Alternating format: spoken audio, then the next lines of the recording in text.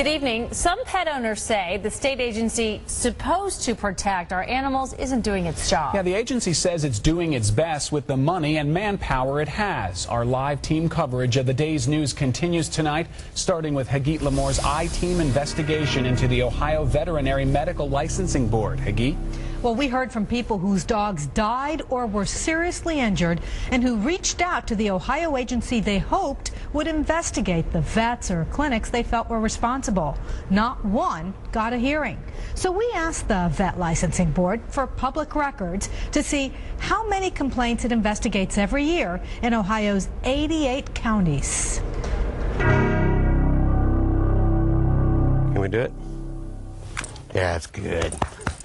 The state may call them property, but anyone who's had a pet Pretty girl, come on. knows better. Here, Max. I mean, you have dogs for years and they're part of your family, and when you lose one, it's devastating. Maggie Prince almost lost 2 in 1 week at a clinic that boarded her dogs during her vacation. Toby was in critical condition after swallowing a peach pit that ripped his intestines. Bailey would never come home. They offered me no explanation of how Bailey died. We had him for 6 years. He was a wonderful dog. As was this Bailey. He was just a really happy little friendly guy that used to run around the house. Till the day he started vomiting repeatedly. Beth Sheehan took him to her vet, who suggested An x-ray, which I signed for the first day that they did an x-ray. And they never did the x-ray. Never finding the fabric Bailey had swallowed till Beth took him to an emergency animal hospital. He was in a fetal position, labored breathing, he was crying out, he was in shock. The emergency doc tried surgery, but it was too late. I mean, it's painful. Every, your head hurts, your stomach hurts, your eyes hurt. They were supposed to protect the dog. Titan was unscratched before he went to yet another clinic.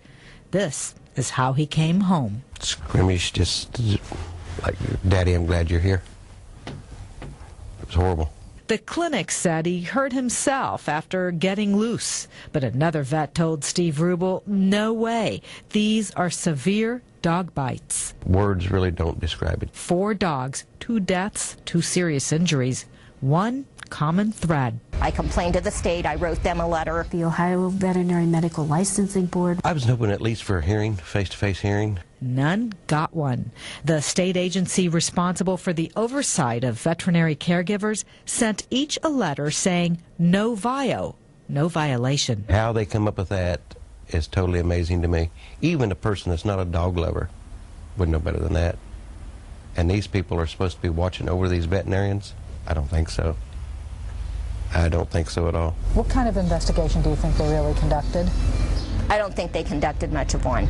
They couldn't have. They never contacted me. They never contacted my husband. Do you believe the system is set up to protect animals? It's not for animals. We do the best that we can with the information that we have. And the resources? Yes, correct. Teresa Sturr serves as the board's executive director, one of only 2 full-time employees with 1 part-timer, for a board overseeing more than 6,000 vets and technicians. We truly do care about these animals, and we care about the owners who are going through all this. Sturr oversees a board of 7 volunteers, mostly veterinarians, who decide what to investigate. In 2008, of 168 complaints, they held 6 hearings and settled 27 other cases.